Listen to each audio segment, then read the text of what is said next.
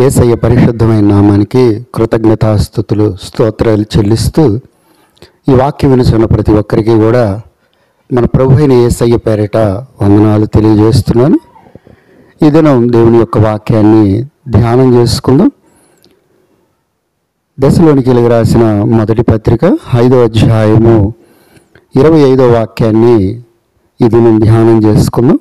సహోదరులారా, మా కొరకు ప్రార్థన చేయుడి. దేవునికి స్తోత్రాలు కలుగును గాక.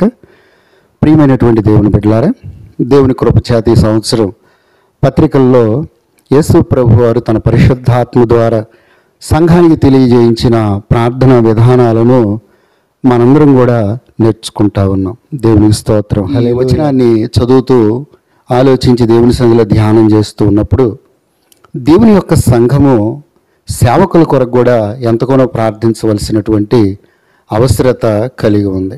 దేవుని యొక్క బిడ్డలారా, మనం గమనించినట్లయితే ప్రతి సంఘ కాపరి కూడా తన సంఘంలో ఉన్నటువంటి విశ్వాసులైన బిడ్డల కోసం, వారి కుటుంబాల కోసం దేవుని యొక్క సన్నిధిలో అనుదినం తప్పకుండా ప్రార్థన చేస్తారు. ఒక మాట, విశ్వాసులు ప్రార్థన చేసుకున్నా చేసుకోకపోయినా దేవుని కృపలో సేవకుడు మాత్రం తప్పకుండా ప్రతి కుటుంబాన్ని, ప్రతి బిడ్డను జ్ఞాపకం చేసుకుని ప్రార్థించక మానడు ప్రియులారా. కనుక మనందరం కూడా మనం వెళుతున్నటువంటి సంఘాలలోని సేవకుల కోసం, మనల్ని నడిపిస్తున్నటువంటి కాపరి కొరకు తప్పకుండా ప్రార్థన చేయవలసినటువంటి అవసరం ఉంది. అదే అడుగుతున్నాడు దైవజనుడు, మా కోసం కూడా మీరు ప్రార్థన చేయండి. దేవుని యొక్క సంఘమా, ఒక ప్రశ్న, నీ సేవకుని కొరకు నీవు ప్రార్థించుచున్నావా? ఒకసారి ఆలోచన చేసుకుందాం. మరి పరిశుద్ధ గ్రంథంలో మనం చూసినట్లయితే దైవజనుడైన పౌలు గారు రాసిన పత్రికలు కావచ్చు, ఆయా చోట్ల కావచ్చు, దేవుని సేవకుల కొరకు మనం ఎలా ప్రార్థించాలి, ఏ ఏ విషయాల్లో ప్రార్థించాలని మనం పరిశీలించినప్పుడు పరిశుద్ధ గ్రంథంలో కొన్ని విషయాలు వ్రాయబడి ఉన్నాయి. దేవుని యొక్క బిడ్డలారా, మరి కాపరుల కోసం ప్రతి విషయంలో మనం ప్రార్థన చేయాలి. ఎందుకంటే సేవకులు కూడా సంఘంలోని విశ్వాసుల యొక్క ప్రతి విషయం ముందు దేవుని దగ్గర ఎంతో మొర పెడతారండి. ఒకసారి సేవకుడికి చెప్తే సేవకుడు ఆ విషయాన్ని మరువక, ఆ విషయానికి విడుదల వచ్చే వరకు తప్పకుండా ప్రార్థన చేస్తాడు. అలాగే సంఘం కూడా తమ సేవకుల కొరకు, తమ కాపరుల కొరకు, వారి యొక్క ప్రతి విషయంలో కూడా ప్రార్థన చేయవలసినటువంటి ఆవశ్యకత ఎంతైనా ఉందని ప్రభు పేరిట తెలియజేస్తున్నాను. మనం పరిశుద్ధ గ్రంథంలో చూద్దాం. రోమీలకు రాసిన పత్రిక 15వ అధ్యాయం 30 నుంచి 32 వచనం వరకు చదివితే, అక్కడ రోమా సంఘానికి పత్రిక రాస్తున్న పౌలు గారు ఒక మాట అడుగుతున్నారు. ఇదిగో నేను యోదయాకు వెళుతున్నాను, అక్కడ అవిధేయులైనటువంటి మనుషులు ఉన్నారు, వాళ్ళ చేతుల్లో నుండి దేవుడు నన్ను తప్పించి నేను అక్కడ చేయాల్సిన పరిచర్య సంపూర్ణంగా నెరవేర్చి మరల నేను మీ మధ్యకు వచ్చే వరకు నా కోసం తప్పకుండా ప్రార్థన చేయమని దైవజనుడు అడుగుతున్నాడు. కనుక ప్రియులారా, మనం ఇక్కడ గమనించాల్సిన విషయం ఏంటంటే, అవిధేయుల చేతుల్లో నుండి, అంటే దేవునికి విరోధమైనటువంటి వ్యక్తుల చేతుల్లో నుండి దేవుని సేవకులు తప్పింపబడి వాళ్ళు క్షేమంగా చేయాల్సిన పరిచర్య చేయాలంటే సంఘం తప్పకుండా ప్రార్థించాలి. సంఘం ప్రార్థించినప్పుడు దేవుడు సేవకులు ఎట్టి పరిస్థితుల్లో నుండి అయినా రక్షించి కాపాడగల దేవుడై ఉన్నారు. కనుక ప్రియులారా, మొట్టమొదటిగా మీ సేవకుల యొక్క క్షేమం కోసం, వాళ్ళు పరిచర్య సంపూర్ణంగా నెరవేర్చాలంటే అవిధేయుల చేతుల్లో నుండి తప్పింపబడటం కోసం కూడా ప్రార్థించవలసిన వారం అయి ఉన్నాం. వాళ్ళకి ఎదురయ్యే ఆటంకాల విషయమై, వాళ్ళ ప్రయాణాలు ఎదురయ్యేటువంటి ప్రమాదాలు, శ్రమలు, వాళ్ళకి ఎదురయ్యేటువంటి నిందలు, అవమానాలు, ఆపదలన్నింటిలో నుండి దేవుని కృపలో వాళ్ళు తప్పింపబడి దేవుని పరిచర్య నమ్మకంగా చేయటం కోసం సంఘం తప్పకుండా ప్రార్థించాలి. ప్రియులారా, ప్రార్థించుచున్నారా?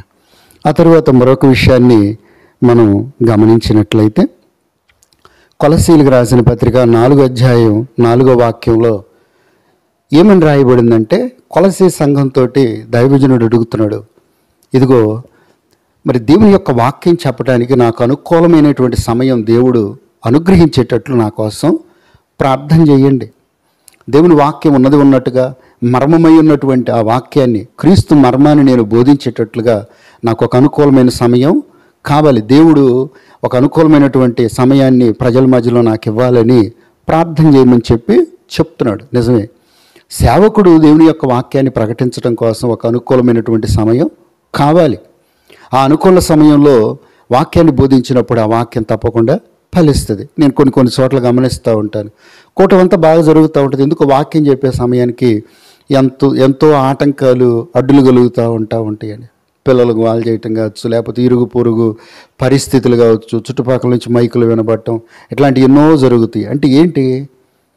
అపవాది మరి దేవుని యొక్క వాక్యాన్ని వినబడకుండా ఆ వాక్య సమయంలో సేవకునికి ఎన్నో ఆటంకాలు కల్పిస్తూ ఉంటాడు. కనుక మనుషుల ద్వారా కావచ్చు, అపవాది ద్వారా, పరిస్థితుల ద్వారా ఎక్కడ దేవుని వాక్యం చెప్పడానికి ఆటంకం లేకుండా దేవుడు అనుకూల సమయం ఇచ్చేటట్లు కూడా మరి సంఘం సేవకుల కోసం ప్రార్థించాలి ప్రియులారా. అలాగే మనం గమనించినట్లయితే ఎఫెసీయులకు రాసిన పత్రిక 6వ అధ్యాయం 19వ వాక్యంలో ఏమని రాయబడిందంటే, అక్కడ దైవజనుడైన పౌలు సంఘంతో చెప్తున్నాడు, మరి దేవుని యొక్క వాక్యాన్ని ఉన్నది ఉన్నట్లుగా నేను బోధించడం కోసం నా కోసం ప్రార్థన చేయండి. నేను తప్పకుండా దేవుని వాక్యాన్ని సమృద్ధిగా అందరికీ విరివిగా మరి పంచేటట్లు కూడా నా కోసం ప్రార్థన చేయమని అడుగుతూ ఉన్నాడు. కనుక మూల విషయం ఏంటంటే, దేవుని యొక్క వాక్యం కూడా ఉన్నది ఉన్నట్లుగా ప్రకటించడానికి దేవుని సేవకుడికి శక్తి కావాలి. దైవాత్మ శక్తితో నింపబడి బోధించాలి. కాబట్టి సేవకుల కోసం వారి వాక్యాన్ని ప్రకటించేటట్లు ప్రార్థన చేయాలి ప్రియులారా. దేవుని యొక్క సంఘమా, సేవకుడు బలంగా ఉన్నప్పుడు, బలంగా వాక్యం చెప్పేటప్పుడు అనేక మంది వస్తారు, సేవకుడు మెచ్చుకుంటారు, పొగుడుతారు. కానీ ఇదే సేవకుడు బలహీనుడైనప్పుడు సంఘం నిందిస్తుంది, అవమానిస్తుంది.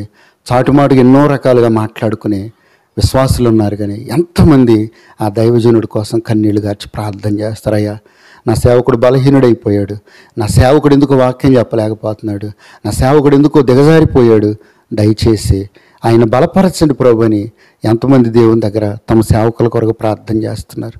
దేవుని యొక్క సంఘమా, నిందించే వ్యక్తిగా ఉన్నవా, లేదా సేవకుని కొరకు ప్రార్థించేటువంటి వ్యక్తిగా ఉన్నవా? ఎందుకంటే నేను ఎందరో మనుషుల దగ్గర మాట్లాడుతున్నప్పుడు వాళ్ళు వెళుతున్న సంఘాల సేవకుల కోసం ఎన్నో రకాలుగా మాట్లాడుతున్నారు కానీ ప్రార్థించుచున్నారా? ఈరోజు దేవుని సేవకుల కొరకు ప్రార్థించేటువంటి సంఘాలు కావాలి, విశ్వాసులు, వ్యక్తులు కావాలని దేవుడు కోరుకుంటా ఉన్నాడు. దేవునికి స్తోత్రం, హల్లెలూయా. అలాగే మనం గమనించినట్లయితే హెబ్రీయులకు రాసిన పత్రిక 13వ అధ్యాయం 18వ వాక్యంలో ఏముందంటే, అక్కడ అడుగుతున్నాడు దైవజనుడైన పౌలు హెబ్రీ సంఘంతో, ఓ సంఘమా, మా కోసం ప్రార్థన చేయండి. ఎందుకంటే మేము మంచి మనస్సాక్షి కలిగి యోగ్యమైన ప్రవర్తన కలిగి ఉన్నాం. కాబట్టి ఆ ప్రవర్తన మేము కాపాడుకొని మేము అలాగూ ప్రవర్తించేటట్లు మా కోసం తప్పకుండా ప్రార్థన చేయండి. ప్రియులారా, సేవకులు యోగ్యమైన ప్రవర్తన కలిగి, ఓ మంచి మనస్సాక్షి కలిగి, ఓ మంచి సాక్ష్యం కలిగి సంఘానికి మాదిరిగా వాళ్ళు బ్రతకాలన్నా సరే వాళ్ళ కోసం ప్రార్థన చేయాలి. ఎందుకంటే సేవకులు కూడా మనుషులేనండి, వాళ్ళు ఏం ఆకాశంలో నుంచి దిగిపడల. సంఘంలో నుండి కొందరు దేవుని యందు ఆసక్తి కలిగినటువంటి వ్యక్తుల్ని దేవుడు ఏర్పరుచుకున్నారు. వాళ్ళే సేవకులు, వాళ్ళు మనుషులే, వాళ్ళకి బలహీనతలు ఉంటాయి. కాబట్టి వాళ్ళు శరీరంతోనే ఉన్నారు. కనుక మనం ఎదుర్కొనే ప్రతి శోధన వాళ్ళు ఎదుర్కొంటారు. కనుక ఆ శోధనలన్నింటిలో నుండి దేవుడు ఆ సేవకులను తప్పించి వాళ్ళకి మంచి ప్రవర్తన ఇచ్చి ఒక యోగ్యమైనటువంటి స్థితిలో సంఘం ఎదుట మాదిరికరమైనటువంటి స్థితిలో వాళ్ళు బ్రతికేటట్లు వాళ్ళ కోసం తప్పకుండా ప్రార్థన చేయవలసినటువంటి వారం అయి ఉన్నాం. దైవజనుడైన పౌలు సైతం అడుగుతున్నాడండి. ఈరోజు దేవుని యొక్క బిడ్డలారా, మీ సేవకుల యొక్క సత్ప్రవర్తన కోసం మీరు ప్రార్థన చేస్తున్నారా? లేదా చాటుమాటుగా సణుగులు గొణుగులతోటి వాళ్ళని కష్టపెట్టేటువంటి మాటలు మాట్లాడుతున్నారు? ఒకసారి ఆలోచన చేసుకొని మనం ఇక నుంచి అయినా సరే దేవుని యొక్క సేవకుల కోసం ప్రతి విషయంలో ప్రార్థన చేయవలసినటువంటి వారమై ఉన్నాం. అలాగే ఫిలెమోనుకు రాసిన పత్రికలో 1వ అధ్యాయం 22వ వాక్యంలో దైవజనుడైన పౌలు ఫిలెమోనుతో అంటున్నాడు, ఫిలెమోను, నువ్వు నా కోసం ప్రార్థన చేయి. నువ్వు ప్రార్థన చేసినప్పుడు దేవుడు నన్ను తప్పకుండా నీ యొద్దకు తీసుకొస్తాడు. కనుక నువ్వు నా కోసం బస కూడా సిద్ధపరచు. అదే హెబ్రీ పత్రిక 13వ అధ్యాయం 19వ వాక్యంలో కూడా హెబ్రీ సంఘంతో కూడా ఒక మాట అంటున్నాడు, నేను మీ యొద్దకు వచ్చేటట్లు మరి ఎక్కువగా దేవుని సన్నిధిలో ప్రార్థన చేయండి. ప్రియులారా, ఈరోజు చాలామంది విశ్వాసులను నేను గమనిస్తూ ఉన్నప్పుడు సేవకులు నిందిస్తుంటారు, మా ఇంటికి రారు, అక్కడికి వెళ్తారు, ఇక్కడికి వెళ్తారు, మమ్మల్ని అసలు పట్టించుకోరు అని చెప్పేసి రకరకాలుగా మాట్లాడుతూ ఉన్నారు. ఇక్కడ ఒక విషయం, ఆ వెళుతున్నటువంటి కుటుంబాల వ్యక్తులు సేవకుని రమ్మని అడుగుతారు కాబట్టి వెళ్తారు. ఈ రోజైనా మీరు సేవకుని ఇంటికి రమ్మని అడుగుతూ ఉన్నారా? రెండవది, సేవకుడు మా ఇంటికి రావాలని చెప్పేసి మీరు ప్రార్థన చేస్తున్నారా? నిష్ఠూర పెడుతున్నావా దేవుని సేవకుడు రావట్లేదని, లేదా దేవుడి సేవకుడు రావాలని చెప్పేసి మీ ఇంటికి దేవుణ్ణి ప్రార్థిస్తున్నారా?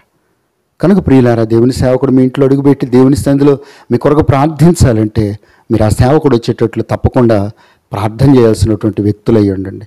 ప్రార్థించండి తప్ప నిష్ఠూర పెట్టకండి, నిందించకుండా మీరు ఉండాలని ప్రభు పేరట తెలియజేస్తా ఉన్నాను. కనుక ప్రియమైన దేవుని బిడ్డలారా, దేవుని వాక్యంలో సేవకుల కొరకు ఏ విషయాల్లో మనం ప్రార్థించాలో పరిశుద్ధాత్మ దేవుడు తన సంఘానికి తెలియజేస్తూ ఉన్నాడు. అపోస్తుల కార్యం 12వ అధ్యాయం 5వ వాక్యంలో చూసినట్లయితే ఏముంది అక్కడ? మరి యాకోబు ఖడ్గం చేత చంపబడ్డాడు. ఎందుకంటే హేరోదు పట్టుకొని యూదులందరి మధ్యలో ఖడ్గం చేత చంపేశాడు. ఆ తర్వాత పేతురుని కూడా చంపాలని చెప్పేసి చెరసాల్లో బంధించాడు. ఎందుకంటే అప్పటికే పులియన్ రొట్టెల పండుగ వచ్చింది కాబట్టి ఆ పండుగలు అభ్యంతరంగా ఉండకుండా దాచిపెట్టాడు, చెరసాల్లో బంధించేశాడు. అప్పుడు సంఘం ఏం చేసింది తెలుసా? సంఘం అయితే అతని కొరకంట అత్యాశక్తితో దేవుని యొద్ద ప్రార్థన చేయటం ప్రారంభించింది. ఎలాంటి సంఘం ప్రియులారా? ఆ సంఘ సేవకుడు చెరసాల్లో ఉన్నప్పుడు, మరణానికి దగ్గరగా ఉన్నప్పుడు, శత్రువులు చేత చిక్కినప్పుడు, బంధింపబడినప్పుడు ఆ సంఘం ఎంతగా ప్రార్థన చేసిందంటే ఒకసారి ఆలోచన చేద్దాం ప్రియులారా. జాన్ మార్క్ అనేటువంటి ఆయన వాళ్ళ అమ్మగారి ఇంట్లో ఆ సంఘం అంతా కలిసి అత్యాశక్తితో ప్రార్థన చేశారు. ఎంతకంటే ఆ సేవకుడు విడుదలై తిరిగి మరల వాళ్ళ మధ్యకి చేరే వరకు ప్రార్థించారండి. ఎలాంటి పట్టుదల కలిగిన ప్రార్థన! ఈనాడున్న సంఘానికి ఎంత మాదిరికరమైనటువంటి సంఘము విశ్వాసులు ఆనాడున్నటువంటి మొట్టమొదటి సంఘ విశ్వాసులు ప్రియులారా. సేవకుడు నిండు శ్రమలో ఉన్నప్పుడు ఆ సంఘం ఎంత కన్నీళ్లు గార్చింది, ఎంత అత్యాశక్తితో ప్రార్థన చేసింది. ఈరోజు సేవకుడు కొరకు నువ్వు అంత అత్యాశక్తితో ప్రార్థన చేస్తున్నావా? ఈరోజు చేస్తున్నారు కానీ ఏదో నామకార్థంగా అలవాటు ప్రకారం మా సేవకుని కాపాడే, వాళ్ళ కుటుంబాన్ని కాపాడే, వాళ్ళ సేవలో వాడుకయ్యా. ఏ రోజైనా నీ సేవకుడు కొరకు కన్నీళ్లు గార్చావా? అత్యాశక్తితో ప్రార్థన చేసావా? ఓ సంగమా, నీ సేవకుడు కొరకు నువ్వు అలా ప్రార్థిస్తే నీ సేవకుని దేవుడు ఎంత బలమైన ఆయుధంగా తన పరిచర్యలో వాడుకోగలుగుతాడు. ఒక మండుచున్నటువంటి దీపం వలె దేవుడు వాడుకాడా? ఎలాంటి పరిస్థితుల్లో నుంచైనా నీ సేవకుని కాపాడి దేవుడు తప్పించడ. పేతురు దగ్గరికి తన దూతనంపి రక్షించినటువంటి ఆ దేవుడు నేడు సజీవుడై ఉన్నాడు. ఆయన మారని దేవుడు, మార్పు లేని దేవుడు. కనుక ఈ సేవకుని కొరకు నీవు అత్యాసక్తితో ప్రార్థన చేయవలసిందిగా ప్రభు పేరిట తెలియజేస్తున్నాను. అలాగే నిర్గమాకాండంలో మనం గమనించినట్లయితే 17వ అధ్యాయం 12వ వాక్యంలో ఏమని రాయబడింది? దైవజనుడైనటువంటి మోషే యెహోషువ ఇశ్రాయేలీల్లో కొంతమందిని సైన్యంగా ఏర్పరిచి అమాలేకీయుల మీదకి యుద్ధానికి పంపించాడు. ఎందుకంటే దేవుడే చెప్పారు. అప్పుడు దైవజనుడు కొండెక్కి కూర్చున్నాడు. కొండెక్కి కూర్చొని 2 చేతులు ఎత్తి తన ప్రజలైనటువంటి ఇశ్రాయేలీయుల కొరకు ప్రార్థన చేస్తున్నప్పుడు, ఆయన చేతులెత్తి ప్రార్థించినప్పుడు ఇశ్రాయేలీయులు జయించారండి. ఎప్పుడైతే చేతులు ప్రారంభించారు, చాలాసేపు చేతులు ఎత్తారు. బొరువెక్కి దించినప్పుడు ఇశ్రాయేలీయులు ఓడిపోవటం ప్రారంభిస్తే ఆ పక్కనే ఉన్నటువంటి అహరోను, హూరు అనేటువంటి వాళ్ళు ఆ చేతులను పట్టుకొని ఆదుకున్నట్లు బైబిల్లో వ్రాయబడింది. ప్రియమైన దేవుని బిడ్డ, నీ సేవకుని ఆదుకుంటున్నావా? ప్రార్థనలో నీ సేవకులతో కలిసి పోరాడుతున్నావా? ప్రార్థనలో నీ సేవకుని ఆదుకుంటున్నావా? ఒక్కసారి ఆలోచన చేద్దాం. అహరోను, హూర్లు తమ సేవకుని యొక్క చేతులు పట్టుకొని సాయంకాలం వరకు వాళ్ళ చేతులు అలా ఎత్తుంచారండి. ఎంత ఆదుకున్నారు! ఈరోజు సంఘాల్లోని విశ్వాసులు సేవకులను ఆదుకునే స్థితిలో ఉన్నారా? లేదా సేవకుల మీద ఆధారపడే స్థితిలో ఉన్నావా? ఎంతకాలం నువ్వు దేవుని సన్నిధిలో సాగిన సేవకుల మీద ఆధారపడే స్థితిలో ఉంటున్నావు తప్ప దేవుళ్ళు ఎదుగుతూ సేవకుని ఆదుకునే స్థితిలోనికి నువ్వు ఎప్పుడు వస్తావు? ఒక్కసారి ఈ మాట నీ ఆత్మీయ జీవితానికి ఒక గొడ్డలు పెట్టిలాగా ఉండాలని ప్రభు పేరట హెచ్చరిస్తాను. ఏముంది? 12వ అధ్యాయం 19వ వాక్యంలో కావచ్చు, 14వ అధ్యాయం 27వ వాక్యంలో ఏముందంటే, నీ దేశంలో నీ దినములన్నిటిని కూడా నీ సేవకుణ్ణి అనగా లేవీయుణ్ణి ఎన్నడూ విడవద్దు, ఎన్నడూ మర్చిపోవద్దు. ఇది ఒక ఆజ్ఞ అండి, దేవుని యొక్క ఆజ్ఞ. కనుక దేవుని యొక్క బిడ నీ జీవిత దినాల్లో నీ సేవకుని మర్చిపోబాకు. అది నీకు ఎంతైనా ఆశీర్వాదం, అది నీకు ఎంతైనా దేవుని యొక్క బిడలమైన మనందరం కూడా సేవకుల కొరకు ప్రార్థించేటువంటి విశ్వాసులుగా, దేవుని యొక్క ప్రజలుగా మనం మార్చబడదాం ప్రియులారా. ఒకవేళ సేవకుని కొరకు నువ్వు ప్రార్థించట్లేదా? ఇక నేను ఈ వాక్యం ఉన్న దగ్గర నుండి అయినా ప్రార్థించు. ఎందుకంటే సేవకుడు దేవుడు ఏర్పరిచిన ఒక ఆశీర్వాదకరమైనటువంటి పాత్ర అండి. ఆ సేవకుడి ద్వారా నీకు వచ్చేటువంటి దీవెనలన్నీ దేవుడు నీకు ఇవ్వాలి అంటే నీవు తప్పకుండా సేవకుని కొరకు, సేవకుని కుటుంబం కొరకు ప్రార్థించాలని. ఇంకొక మాట చెప్తాను, ఇక్కడ ముగిచ్చేస్తాను. ఏంటంటే, కొంతమంది సేవకుల యొక్క పిల్లలు త్రోవ తప్పి నడుస్తూ ఉన్నప్పుడు మరి ఆ సంఘాల్లో ఉన్న విశ్వాసులు ఆ సేవకుని ఎంత తప్పుగా మాట్లాడతారండి. ఆ సేవకుల పిల్లల్ని ఎంత హీనంగా, నీచంగా చూస్తూ ఉంటారు. ఆ సేవకులు ఎంత కుమిలిపోయి కుంగిపోతూ ఉంటారు. సేవకులు చెప్పరా? పిల్లలకి చెప్తారండి. కానీ వాళ్ళు తప్పిపోయి తల్లిదండ్రులు ఎదిరించి తిరుగుతున్నప్పుడు సంఘం ఎంత హీనంగా, నీచంగా మాట్లాడతారు. అయితే ఇక్కడ ఒక ప్రశ్న, నీవు ఆ పరిస్థితుల్లో సేవకుని కోసం ఎంత ప్రార్థన చేస్తున్నావు? సేవకుని యొక్క పిల్లల కోసం ఎంత కన్నీళ్లు గారుస్తా ఉన్నావు? ఒకసారి ఆలోచన చేసుకున్నాం. సేవకుని కొరకు, సేవకుని భార్య, సేవకుని పిల్లల కోసం నువ్వు తప్పకుండా ప్రార్థన చేయి. అప్పుడు దేవుడు నిన్ను, నీ కుటుంబాన్ని కాపాడుతాడు, భద్రపరుస్తాడు, దేవునిలో నిలబెడతాడు. కనుక ఈ వాక్యం వింటున్న మనందరం కూడా మన సేవకుల కొరకు, మన కాపరుల కొరకు బలంగా ప్రార్థిద్దాం. వాళ్ళు దేవుని చేతిలో బలమైనటువంటి బాణాల వలె, ఆయుధాల వలె వాడబడి దేవుని రాజ్యం కట్టబడేటట్లు, దేవుని రాకడ రాజ్యానికి సంఘాలను సిద్ధపరిచేటట్లు, దేవుడు వాడుకునేటట్లు బలంగా మొరపెడదాం. దేవుడు ఈ మాటలన్నీ మనందరి హృదయాల్లో ఫలింపజేసి ఇటు కృపాభాగ్యం మనందరికీ దయచేయను గాక. ఆమేన్. ప్రార్థన చేసుకుని అందరు కళ్ళు మూసుకొని ప్రార్థనలో ఏకీభవిద్దాం. కృపా సత్య సంపూర్ణుడైన మా దేవ యేసయ్య, మీకు వందనాలు, స్తోత్రాలయ్య. ఇదైన వాక్యం ద్వారా మాతో మాట్లాడినందుకు స్తోత్రాలు. ప్రభువా, మీ వాక్యంలో ఉన్న సత్యమును మా హృదయాల్లో గ్రహింపజేయి అయ్యా. ఇదిగో మేమందరము కూడా ప్రభువా, మేము వెళుతున్నటువంటి సంఘాలు, సేవకులు అయా, కాపరుల కోసం తప్పకుండా ప్రార్థించేటువంటి వారిగా మిమ్మల్ని మార్చమని ప్రార్థన చేస్తున్నాను. ఏ బిడ్డలనైనా సేవకుల కొరకు ప్రార్థించట్లేదు అయా, వాళ్ళొక్కసారి దర్శించి ఈ రోజు నుంచి అయినా, ఈ వాక్యం ఉన్న అయా నాట నుంచి అయినా సరే సేవకుల కొరకు బలంగా ప్రార్థన చేసేటువంటి విశ్వాసులుగా, బిడ్డలుగా లేవనెత్తమని మొరపెడుతున్నాను ప్రభువా. నా తండ్రి, వారి అయా వెళుతున్న సేవకుల యొక్క పరిస్థితులు ఎలాగున్నాయో వాళ్ళకి తెలుసు కనుక ఆయా విషయాల్లో ప్రభువా, వాళ్ళ వినికిడిలోనికి వచ్చిన విషయాలు, వాళ్ళ గ్రహింపులోనికి వచ్చిన విషయాలన్నిటి విషయమై అయా మొరపెట్టి మీ పాదముల యొద్ద విజ్ఞాపన చేసే భాగ్యం దయచి, సేవకంలో ఉన్నటువంటి దీవెనలు, ఆశీర్వాదాలన్నీ ప్రభువా మీ పరిశుద్ధాత్మ ద్వారా అయా సంఘ బిడ్డలందరికీ దయచేయండి. మీరు మాత్రమే మహిమ పొందమని అయా ఈరోజు ఇచ్చిన ఈ అంశం అందరిలో ఫలభరితంగా మార్చి, ఇక నుండి మా ప్రార్థన అయా జీవితంలో ఇదొక అంశంగా పెట్టుకొని మేము మొరపెట్టే వ్యక్తులుగా మార్చమని మహిమా ఘనత ప్రభావాలు మీకే ఆరోపిస్తూ యేసయ్య పేరట వేడుకొని ప్రార్థించుచున్నాము తండ్రి. ఆమేన్. మన తండ్రి అయిన దేవుని దీవెనయు, మన ప్రభువును రక్షకుడైన యేసయ్య కృపయు, పరిశుద్ధాత్మ దేవుని అన్యోన్య సహవాసం, సమాధానం కూడి వచ్చిన మనందరికీ, సంఘం సకలగుడి పరిశుద్ధులకు సదాకాలం తోడైన నడిపించునుగాక. ఆమేన్. అందరికీ వందనాలండి.